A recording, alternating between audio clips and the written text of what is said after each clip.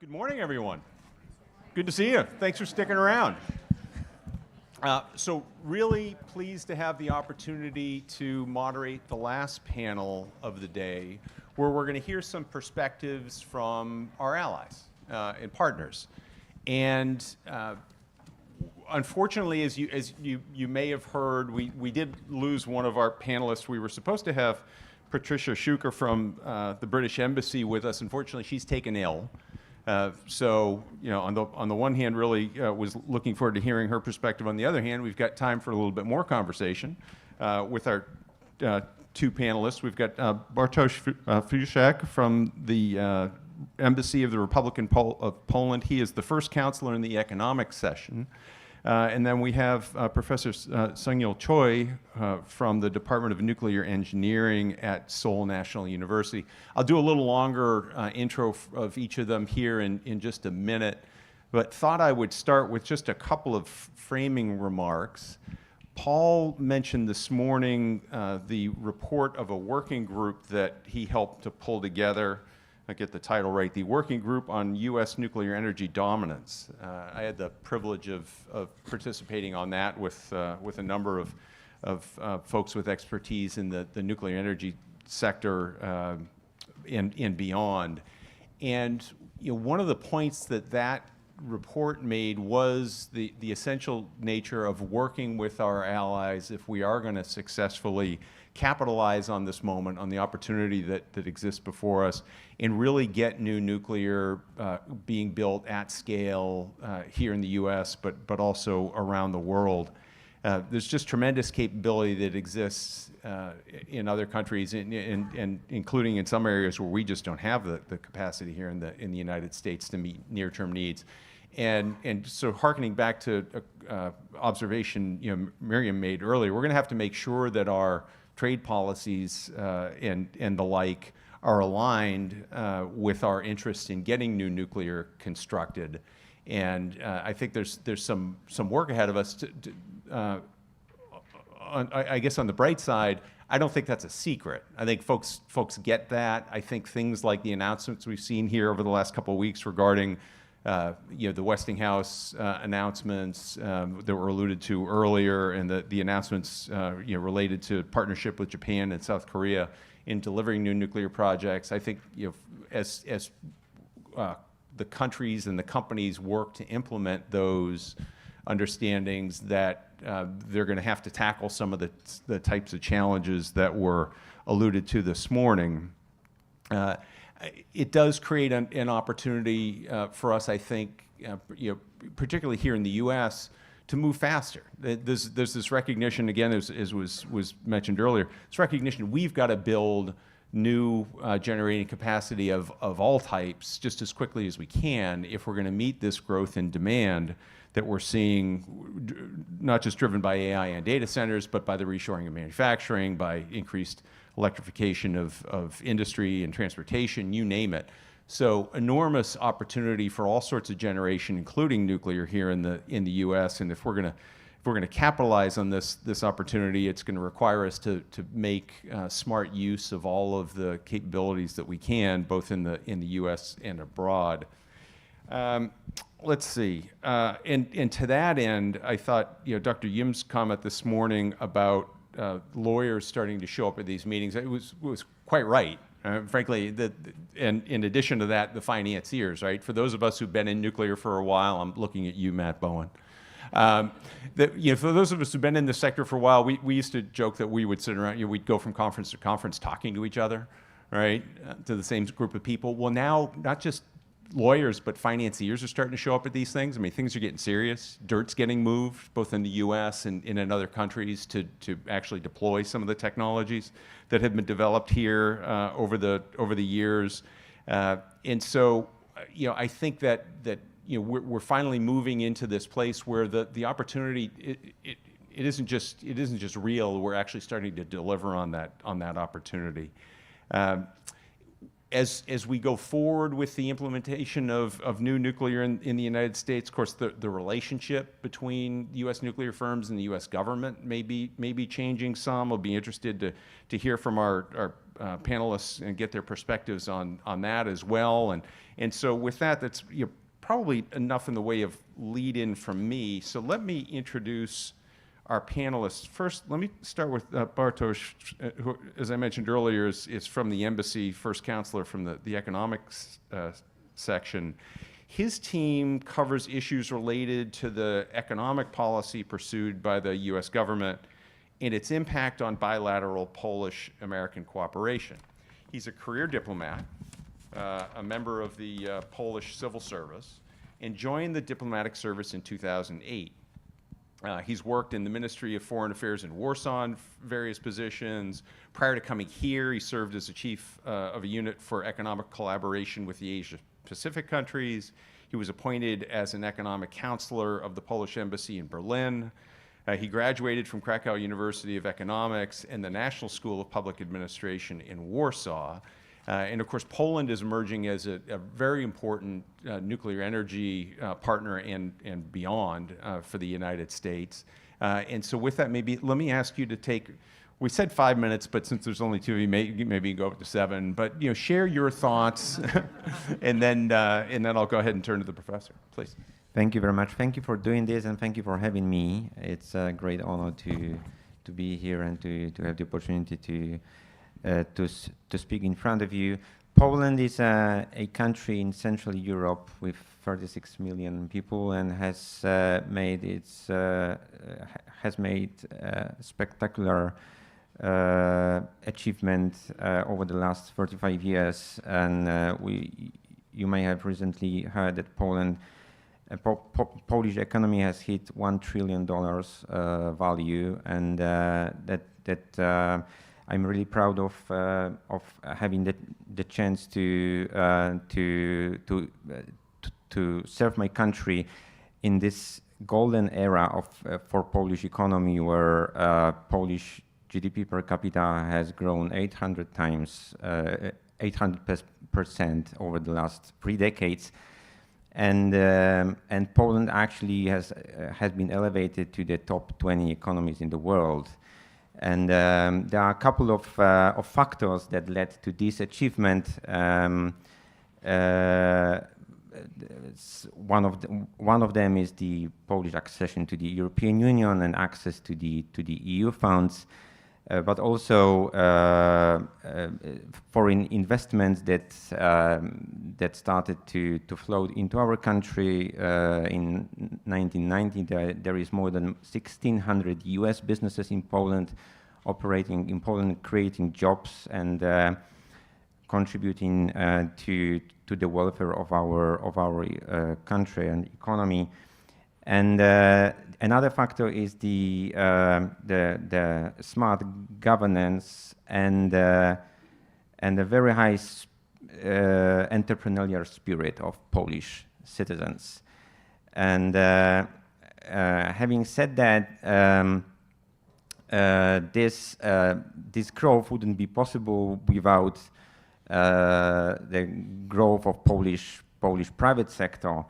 And of course, it was kind of like the fundamentals of this tremendous growth was access to a very high-skilled labor force, and also at the very beginning of our transformation under the collapse of the Soviet Union, the relatively cheap labor force and also the conditions for doing business in Poland. And now, as we approach the level of being the 20th largest economy in the world, now we are facing some challenges, such as, of course, keeping the competitiveness of Polish economy as it just to make the flow of investments and the growth of Polish companies, Polish champions in that pace that we had over the last years. Polish economy was also Polish energy mix, better to say, was very much dependent on coal and on energy supplies from Russia. We have been very forward-looking country in terms of making diversification of Polish supplies of gas, for instance.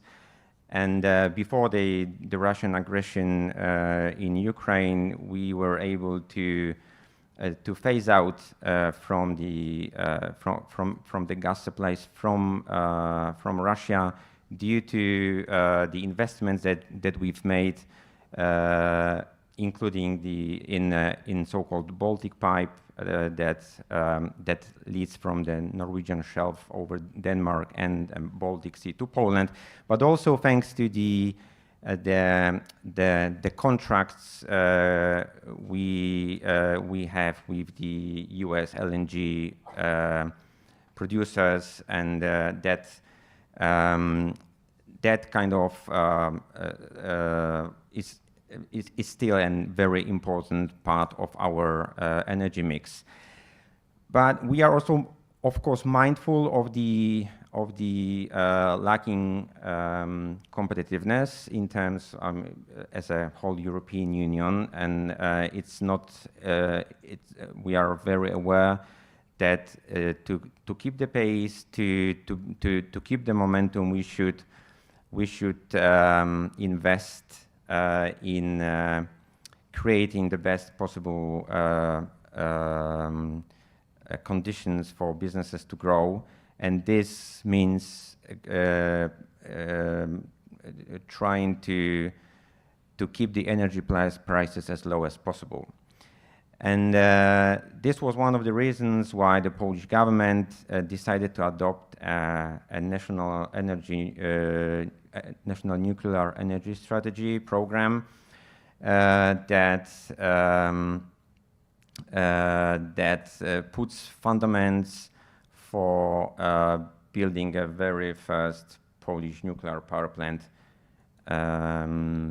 in Pomerania region, which is at the seashore close to the Baltic Sea. And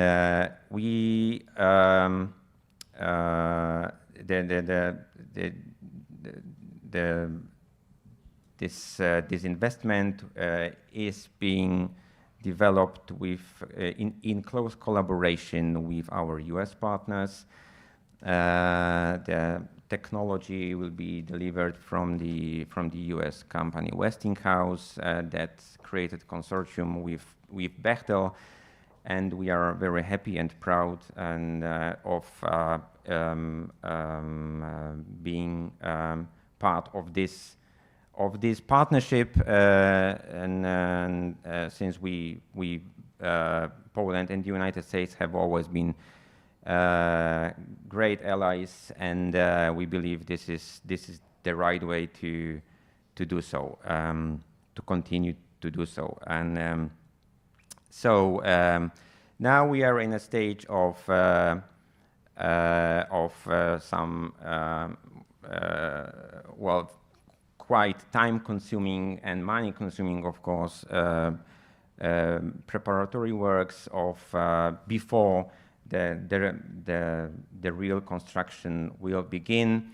We are in the phase of obtaining the European Commission's approval for the state aid for building this power plant. But we are also in conversation with the US government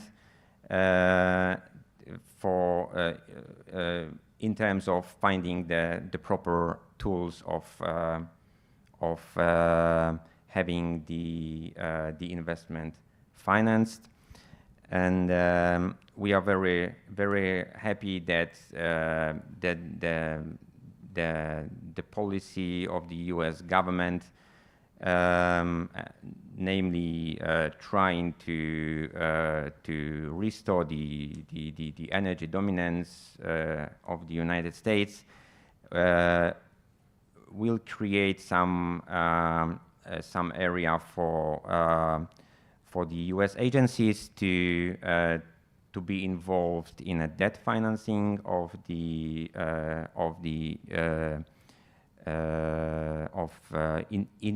investment in this kind of projects, like nuclear projects abroad.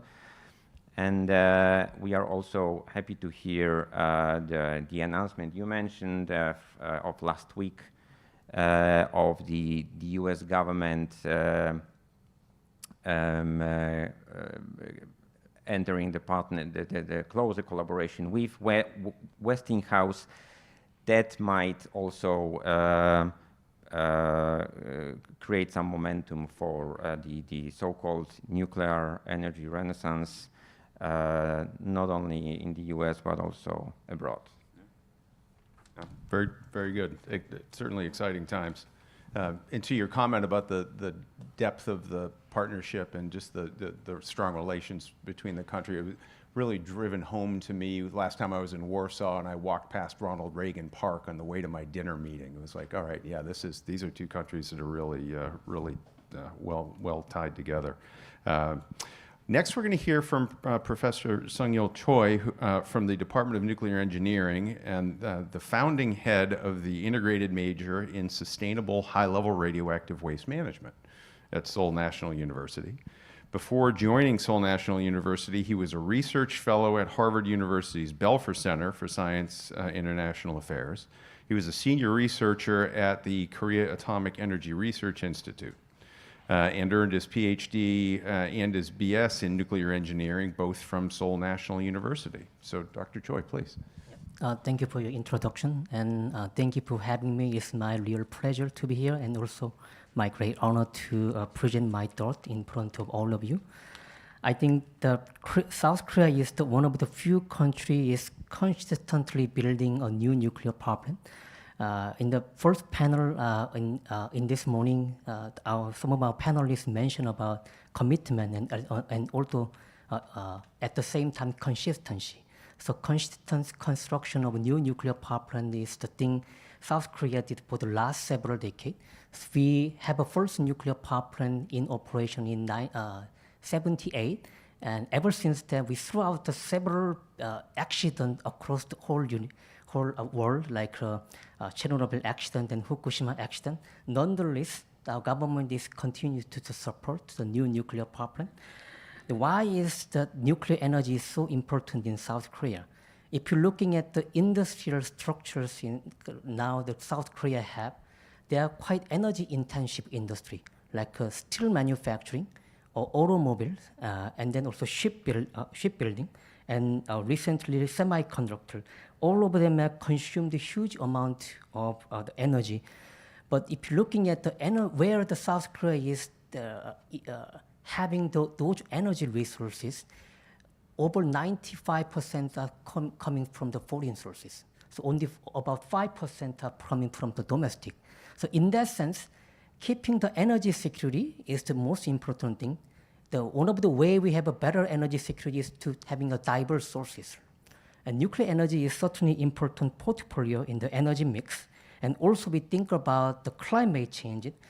We have a commitment to the carbon neutrality by 2050, while keeping those energy-intensive industry. The nuclear energy is certainly important role for this climate change mitigation, and at the same time, the economic growth. And also the nuclear energy and also nuclear power plant is the important product. Now South Korea considering as like the product or industrial to export from the Korea to abroad.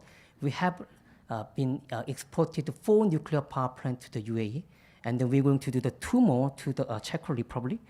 So there's huge market potential globally, including United States and Europe, and then Asia, and then the Middle East. There are several market opportunities. And in that sense, so far, South Korea is automobile, the shipbuilding, and also semiconductor, three important export products. But nuclear power plant is going to be the also of one of the important product we're going to export. And also, if you think about how the success in the international market is going to be influenced to our domestic policy and also public support, I think having successful story in the UAE and also another in Czech Republic is going to be really important. Our government is to keeping the nuclear energy in the important domestic energy mix portfolio.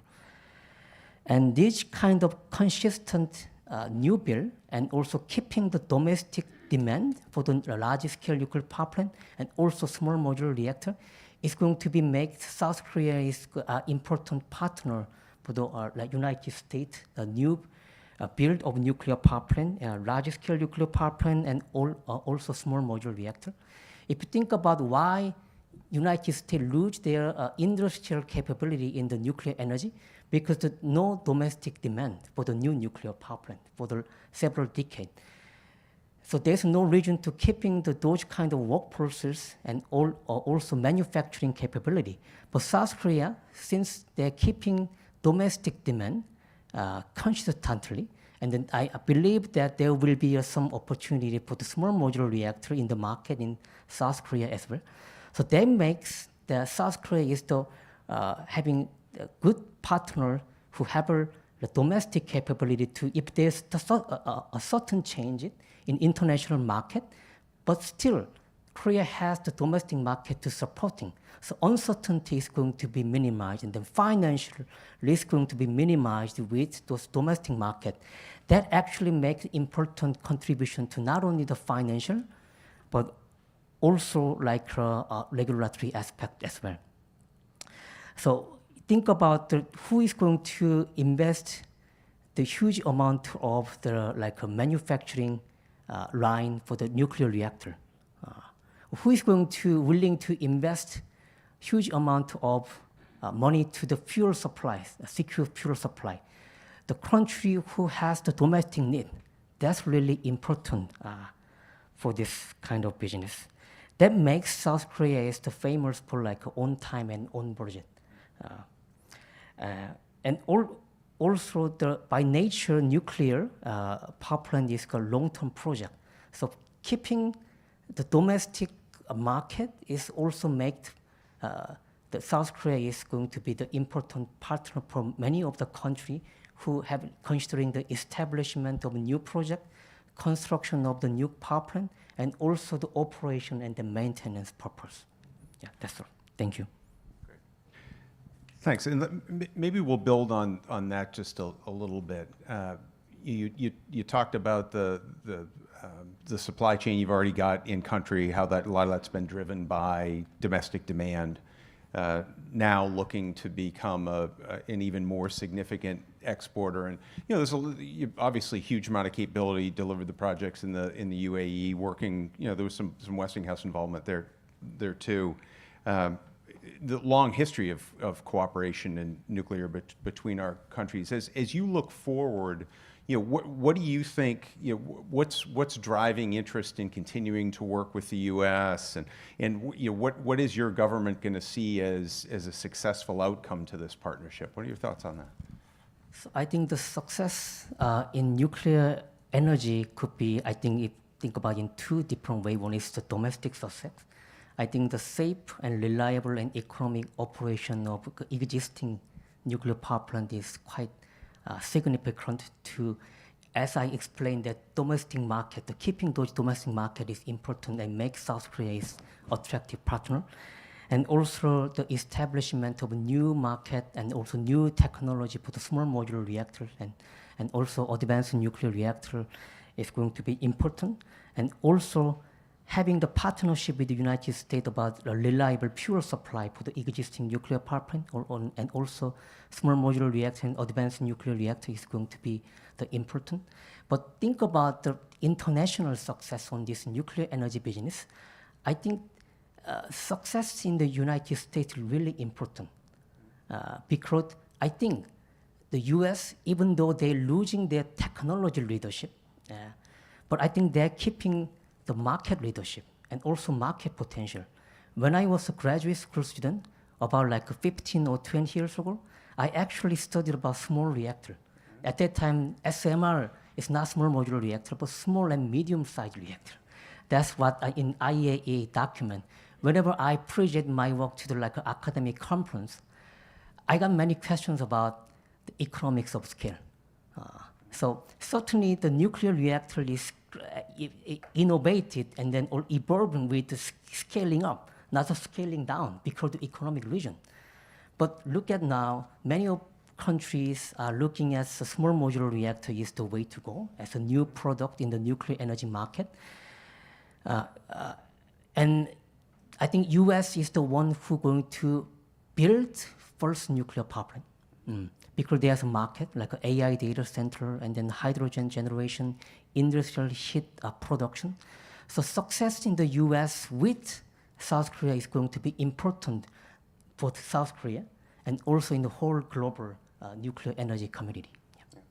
Yeah, to that last point, it's, we hear the arguments about economies of scale. We also hear arguments about economies of speed, and it's great to have so many different folks trying to innovate in this space, pursuing one strategy or the other, and some a little bit of both, and it's going to be fascinating to see how that all unfolds. Exciting time to be in the industry. Bartosz, let me ask you the same question. What does the government see as success as you partner with the United States and build out of your nuclear sector?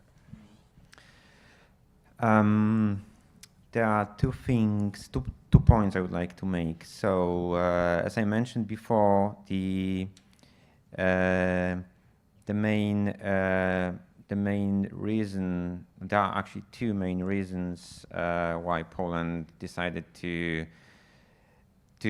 kind of make a very, very significant change in its energy mix is the robust growth of the economy, including the growth of the artificial intelligence technologies that requires already and will require even more energy, and to kind of be competitive enough on a global scale. Polish economy needs, and Polish companies need access to affordable energy sources. And we believe this, investment in the nuclear energy is one of the ways we can achieve this goal. And also we are at the forefront of the efforts made in Brussels to kind of include nuclear energy in a kind of technologies that are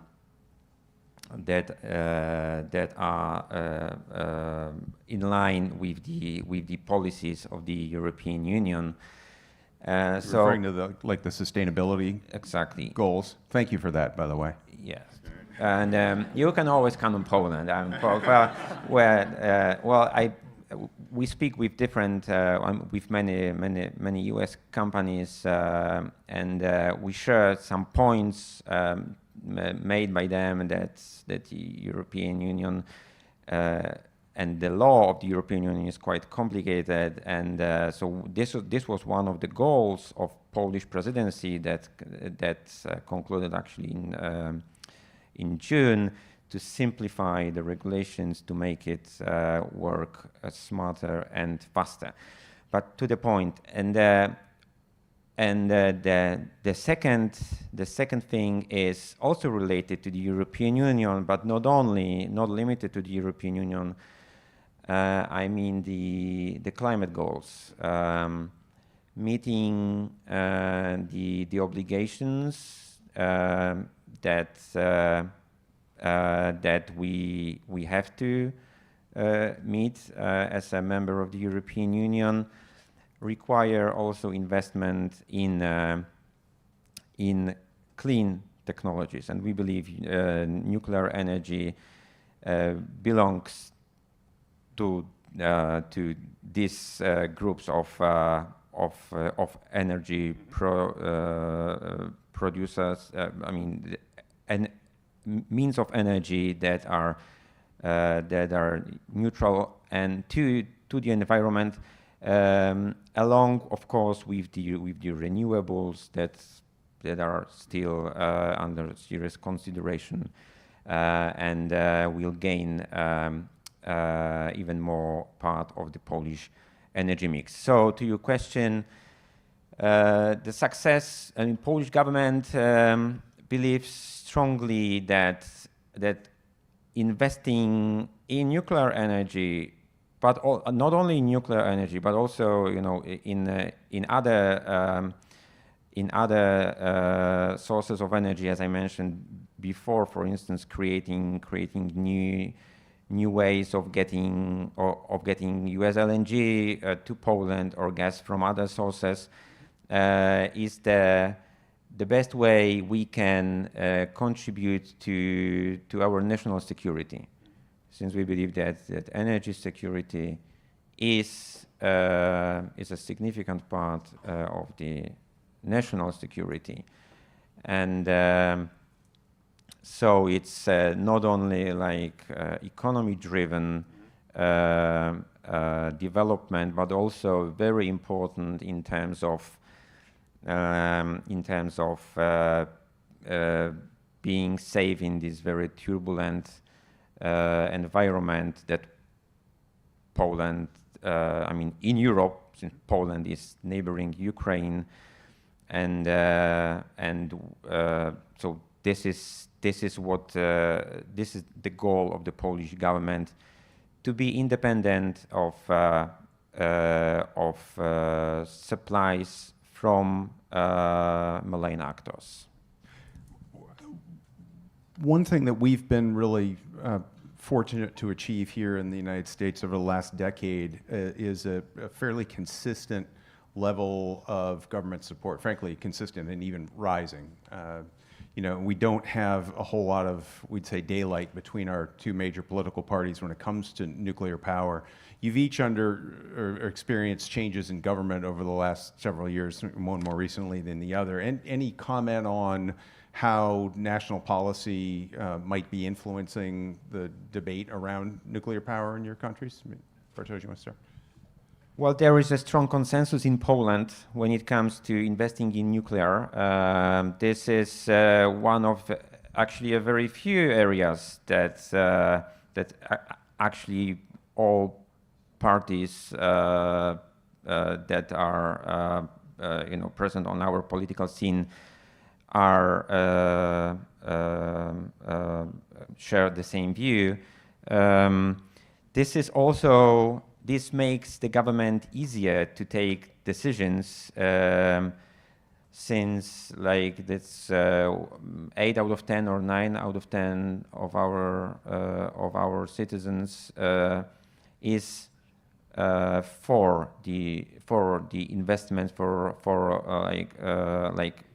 countries stepping up to invest in nuclear energy, and this is quite a phenomenon in terms. I mean, seeing the other countries in the European Union that are actually close to Poland, but have a very different approach in terms of public support towards the investment in nuclear. So Polish government does not need to convince citizens that much that it's needed, and that by investing such a huge amount of money in the project, it's an investment that will pay off. Actually, this is something that every poll almost every poll is aware of and is happy about. Yeah, that's fantastic. Dr. Choi, any thoughts? Sure. I think the public support to the nuclear energy is really important in all of the country, and then that actually influencing a lot of the national policy.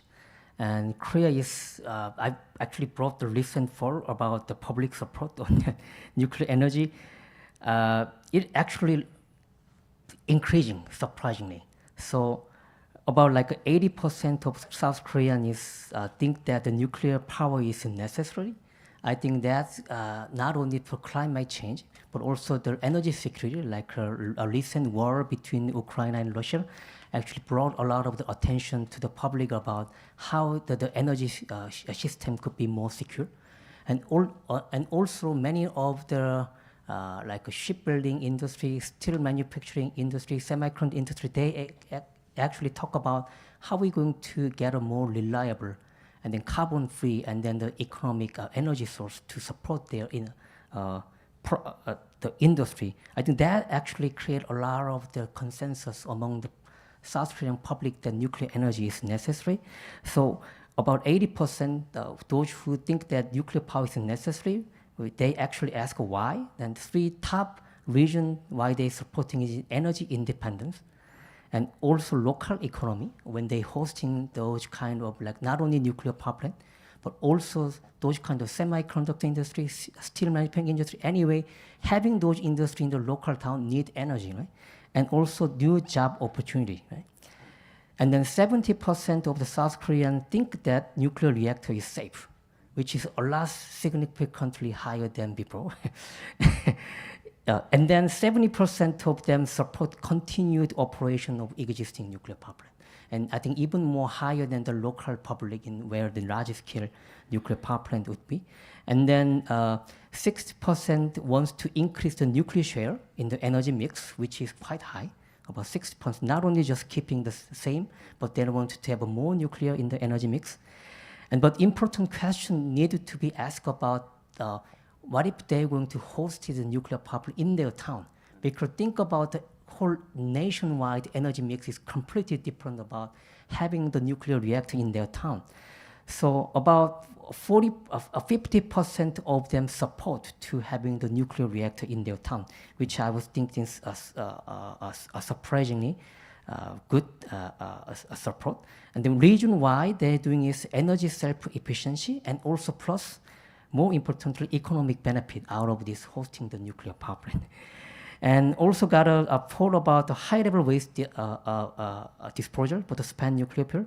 91% of the South Koreans think this is an urgent issue, even though actual disposal of the spent nuclear fuel is going to be long-term issue. But having the concrete policy in the early stage is going to be important to have more nuclear power plant, not only large-scale nuclear power plant, but also new types of small modular reactor and advanced nuclear reactor. Yeah, very good. So we've got about 15 minutes left. So I want to turn to the audience for questions. We're going to follow what I'm now calling Rowan's rules. Thank you very much. Introduce yourself, be brief, and keep your questions questions. One right behind you. Oh, and then we'll go down here. Yeah, thanks, John. Andy Yep. Patterson Hey, Andy. with Allied Nuclear Partners. Want to ask a question about the second arena. You mentioned Brussels, and you lauded the gain from including nuclear in sustainability.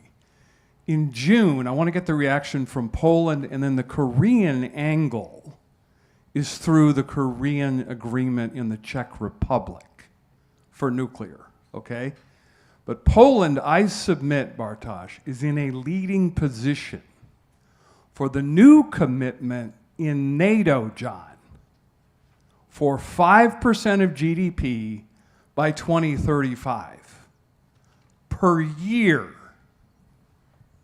to include nuclear within the layer that's described for energy security and infrastructure. I submit, and this is my question, John, that NATO can't get there to 5% of GDP without including these new investments in nuclear. And I think Poland and the Czech Republic with Korea will lead that drive? Floor is yours. Yeah, I mean, thank you for bringing this up. Poland this year earmarks 4.7% of GDP for defense, and we are leading by example in this very area. And this is the number one in NATO of the countries that spend that much of their GDP, and we are very close to reaching the threshold of 5%. It's all, of course, that this is what I mentioned before. It's a huge investment in these both areas. So military plus energy reconfiguration. This is a quite big burden for the public budget. But of course, we believe it's necessary. I mean, there is, of course, I mean, there are other people that might say you should spend more for healthcare, you should spend more for research and development, and for, you know, many other areas. But I mean, the budget is limited, of course, and we chose to follow this path. And as I said, there are no major political parties in Poland that would doubt and that would say that that this way of investing public money is not the proper one. Yeah, this is. We are I mean, we are very happy to. I mean, we hope to maintain this level of spending for defense and approaching 5%, probably maybe in a year or two. But we are also aware that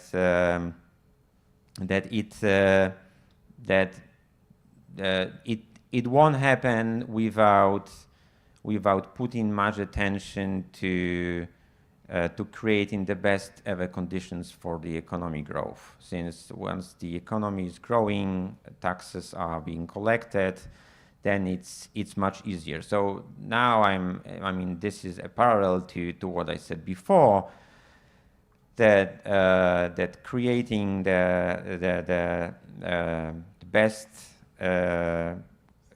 conditions in terms of access to affordable energy is crucial to making our economy grow further. All right. Dr. Choi, anything you want to add on that? No, I think about having the new investment, I think it's quite important to keeping the nuclear energy is economical, I guess. For the large scale nuclear power plant and the small modular reactor as well, since we are having talk about the standardization about those kind of technology, then the important question is going to be who is going to invest first. That initial investment is going to be really large. I'm not only talking about nuclear reactor component, and I'm also talk about a fuel supply chain, like a helium fuel, like higher than 10% of enrichment. It's going to be different physical protection regulation. That kind of things, I think we need to meet that increase the cost. If the certain demand is without that, I think that those kind of initial investment is going to be always being questioned. Not only Europe, but in Korea, but in I think the United States. So that kind of certain demand must be secured. We often talk about the force of a kind, if the nuclear reactor, one of like a new advanced nuclear reactors, a company building a first of a kind, if there's no second or third, then going to be huge amount of, I think, waste of many of investment, right? So I think when you talk about the first of a kind, not only small modular reactor, also talk about the large scale nuclear power plant, we need to also have a concrete plan for the first nth of kind. So that kind of the plan is going to be needed, but I don't really think the single country is going to be showing that vision. I think many of them should have a group together as ally to building the standardized and with the constant regulation so that we have a minimized regulatory risk and also financial risk. Very good, thanks. I think we had a question down here. Were there any others? Oh, and you got one back. Sorry, you're right behind the post here. Maybe we'll go here first. All right, thanks. I think it's a question for John. Can I ask two targeted questions? They're smaller. Well, I'm not a panelist, but I'll do my best. I mean, it will be for them. I just want to All check. So for Poland, this is kind of a follow-up NATO question, because I was just curious, like, of any country that I can imagine within NATO that could work in the similar operational way with like the nuclear projects that are happening, like Project Pele and Project Janos, that the Army and Air Force are working on, Poland would kind of be the only partner I could imagine for that. So I've just been curious if there's any specific talks between our countries on implementing like defense use of nuclear within Poland. And then for South Korea, I'm just curious about an honest perspective of commercial maritime use of nuclear, because outside of Russia and China, I think South Korea is the only country that could possibly implement that, and what that would look like in terms of the U.S. actually building support for that and getting Samsung Heavy Industries involved in that. Yeah, good questions. Bartosz, you want to start? Yeah, thank you for the question. I cannot share any detailed information. It's like a very complex issue, but it's, I mean, as long as it is related to the security and to the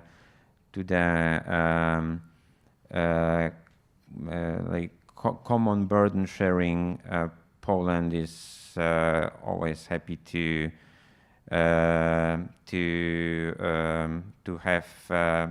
be part of the discussion. So at this point, I cannot share anything else. Professor? So I think that in general, nuclear energy has like a market potential in the maritime use as well. For the since the many of the nuclear shipbuilding company and those industry looking for the carbon-free energy source. So for those of you who know about this, it's not allowed to go to the North Pole without this carbon-free energy-powered ship. In that sense, I think could be a potentially important market in there. But at the same time, when you think about how we're going to safeguarding them, how we're going to secure those nuclear fuel during like a mobile platform. So that kind of must be balanced.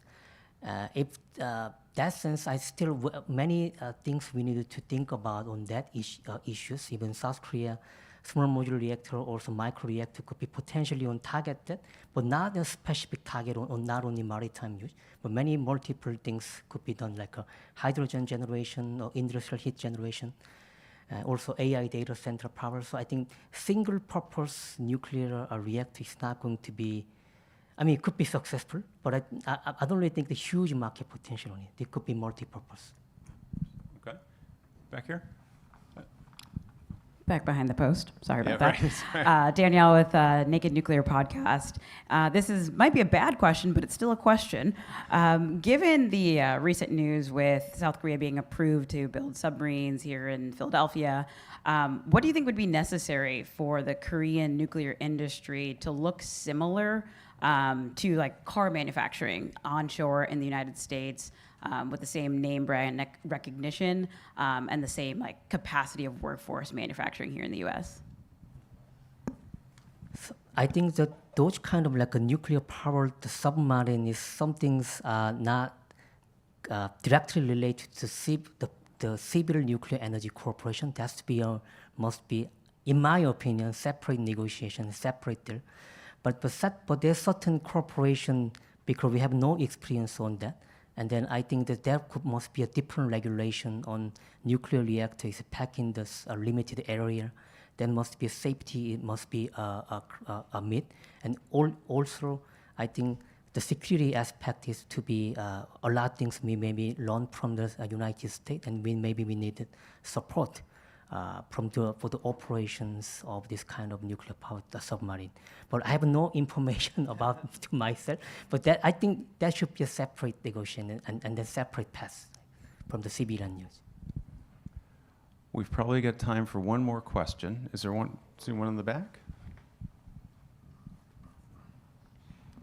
Hi, thank you. Logan Mintz from the Nuclear Threat Initiative. I think we're all really inspired about cooperating with allies and partners, but I wondered how we can square that with the very real competition that comes with international bids when we're bidding on the same types of projects. So would welcome thoughts from the panel on that. Thanks. You want to take that one on? That is really difficult question.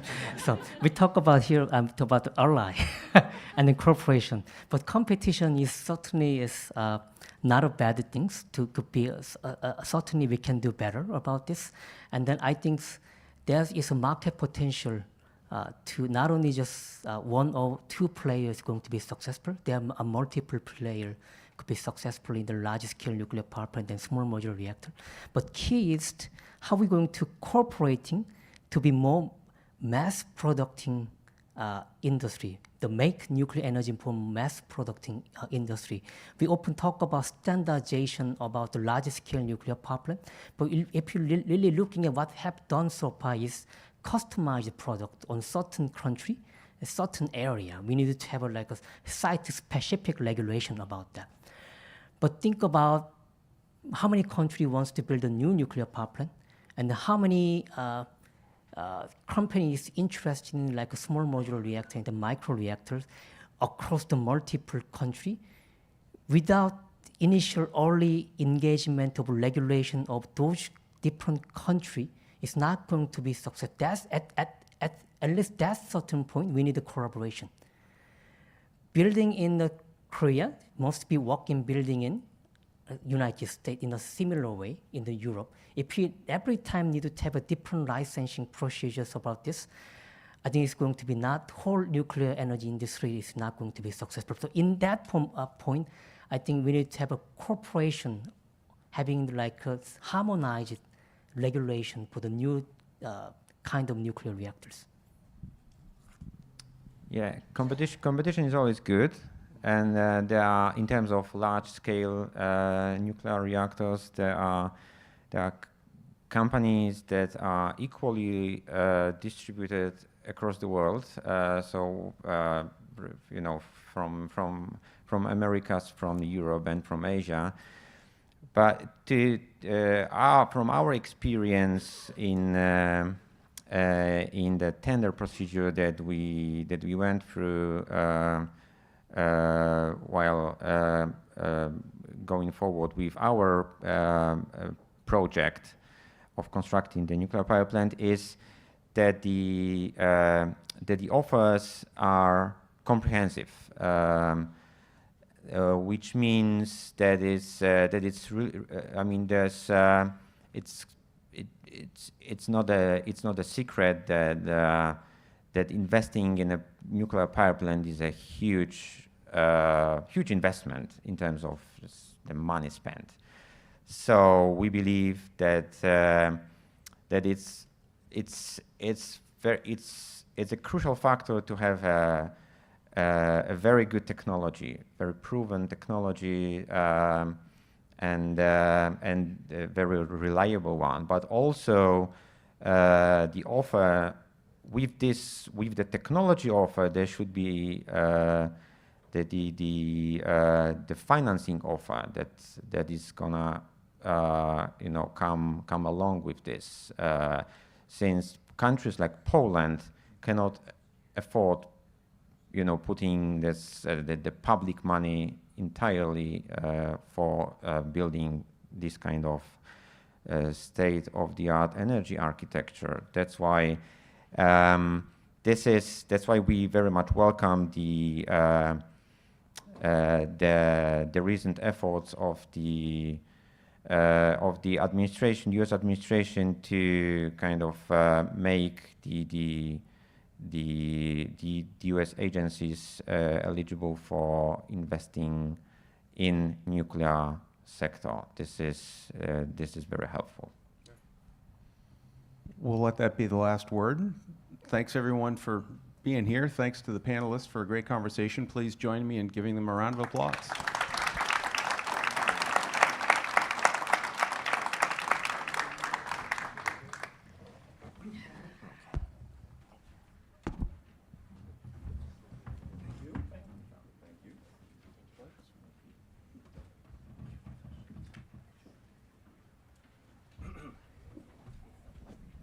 All right. Thanks again to John, Bartosz, and Songyol for that conversation. If we could just take this opportunity to thank all of our moderators and panelists for this tremendous set of conversations, that would be great. And obviously, thank you all for sharing the entirety of your morning, Friday morning, with us today. We do have lunch set up outside, but before we move to our luncheon, I just wanted to briefly call up my colleague, Crystal Hilterbrand, who is Director of International Policy for Third Way's Climate and Energy Program, up to the stage so she can officially close this out. So, Crystal? Hi, everyone. I just hit my 1-year mark at Third Way, so there are many of you that I have not met yet. Thank you so much for coming, and thank you again to Paul and his team from the Center for the National Interest for putting together this wonderful event. And whether or not the government is shut down, we really appreciate the strong turnout from you all today. And I have to say, before I jump into my closing remarks, I would just like to note I'm extremely motivated as a veteran, and as we're approaching Veterans Day, for someone who has relied on diesel fuel and JP8 for years, literal years of my life in the military. I don't know if there are any other veterans here, US or other. Yes, thank you for your service. It is extremely motivating to hear the conversation on fuel, energy security, the importance of nuclear and playing a role for energy supply chains across the globe. Diesel is not a secure energy source, as many of you know, and it also it is not strategic. And so when we think about nuclear, we think about this in terms of the national security imperative.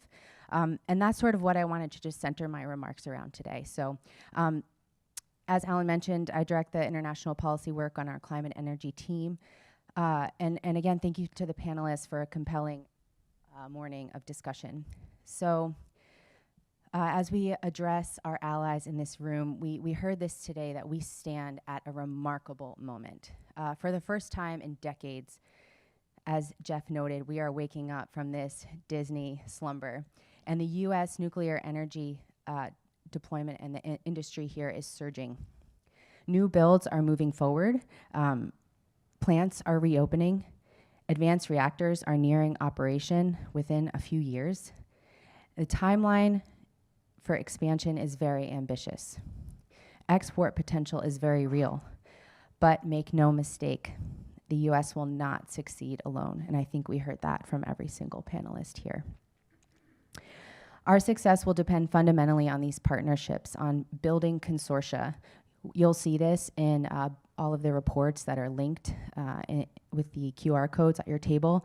I do want to also note that the one sample that Third Way brought is in Polish, so maybe Bartosz and Paweł will be the only ones here who can read it. But we just encourage you to look at these consortia models and these partnerships and the role that these allies can play in not only the US nuclear industry, but the global nuclear industry.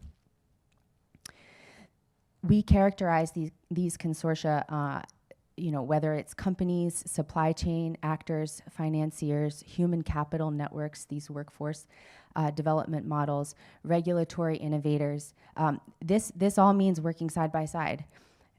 Whether it's engineering, construction, heavy forgings, which is like the hot topic at the moment, critical mineral supply chains, workforce development financing models, et cetera, et cetera, et cetera. These are all areas in which our allies can bring complementary strengths. I think Miriam touched on this complementarianism that we have with each other. And only together can we scale this industry, to use another one of your hot terms from this morning. And I want to note that this cooperation is not only on shared designs. We talked a lot about these shared designs this morning, but this could be a spectrum of cooperation, whether it's a US design or an allied design. I know we have Korea here, thank you so much. We can all benefit from these sort of shared supply chains, shared workforce, shared investment, even shared off-takers, but also shared non-proliferation standards and concerns. So this is a big one we didn't really get a chance to touch on today, but I know a lot of you think about. As Third Way's When America Leads study on competitiveness pointed out, this is a game of value chains, not just reactors. And the US has the opportunity to build a competitive advantage in specific value chain segments, particularly in the advanced nuclear SMR space. For example, this study concluded that the US has an existing competitive advantage in original equipment manufacturing and is well positioned to lead with the right policies on fuel production, as we heard earlier. However, there are a host of other value chain segments for which we rely on you all and our allies.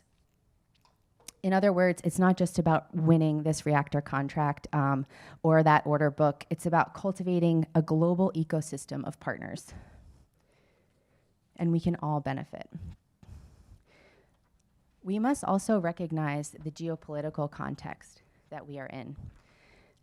Today, we touched on this. I just mentioned energy security is national security for all of the countries represented in this room, not just the United States. However, partnerships are fracturing, global institutions are under strain, power is shifting, pledges and climate targets don't hold the same power that they did even 3 years ago. The trade environment is tense, making US commercial opportunities relatively uncertain, and American soft power has had the wind knocked out of it with the dissolving of US aid. On international infrastructure projects, we are far behind China's Belt and Road Initiative. I know we talked about that the nuclear industry can't carry soft power for the United States, but it can play a role. It's a brick in the wall. And this last part in the geopolitical context is very interesting, and I hope we can have continued discussion around this. It's the fact that traditional diplomacy, these state-to-state interactions, is yielding to commercial diplomacy. This term commercial diplomacy has turned up in the past few years and is gaining traction, increasing the role of non-state actors in international relations. And so to this last point, the US leadership need not rely on just treaty platforms and government constructs alone. Instead, we can, I think, attest in this room that we need pragmatic, interest-driven coalitions of like-minded states and their commercial industries, each bringing their industrial strengths, their financing capacity, and their engineering prowess. It can enable the United States and its partners to set the rules of the road for the deployment of advanced nuclear. In other words, we lead when we convene, when we collaborate, and when we build state and non-state together. So let me leave you with a final thought in a world of rising competition. As China, Russia, and other countries press on in their nuclear agendas, our challenge is not just to compete, but to overtake our competitors, to accelerate deployment here at home and abroad, to establish entire allied value chains. But we will only achieve that if we refuse the myth of go it alone and embrace the term go together. So in closing, thank you again to our speakers, our panelists, our partners. The path ahead is extremely demanding, but the prize is immense. American leadership in nuclear energy, allied strength through the shared industrial purpose, and a decarbonized world, if I may say that, powered by durable, safe, secure nuclear energy. Let us commit to building that future, not tomorrow, but today in partnership. Thank you. And I'll pass the mic to, thank you. Thank you so much to, first of all, to all of our speakers and moderators for taking part today. I think we had a really stellar discussion. Thank you to all of you for coming to be with us and to listen and to participate. Thank you to our hosts here at the District Architecture Center, which I think is a really beautiful facility, and to our AV colleagues, which have done really flawless work. And also to our colleagues at the Center for the National Interest and Third Way. Caitlin and Sloan are out there in the lobby and have been kind of relentlessly organizing. My center colleagues, Emma and Eugene, have been running around with the microphones. We appreciate very much all of their help too. I hope everyone will thank all of them. And I guess, you know, just a final closing thought, and I'll keep it really concise. You know, we heard, I think, on a number of occasions today about this challenge that we have in sort of reconciling competition and cooperation. That was sort of the last question. It came up, I think, at a couple of other points. I'm very optimistic about that, actually, because I think that's the fundamental way in which we have decided to organize our societies. We've organized our societies, actually, around democratic political systems and competitive market economies. I think we know how to do that. I think it's a soluble challenge. I'm excited about it, and I think we all have a great future ahead of us working together to make all this great stuff happen. So thank you so much to everyone for being with us.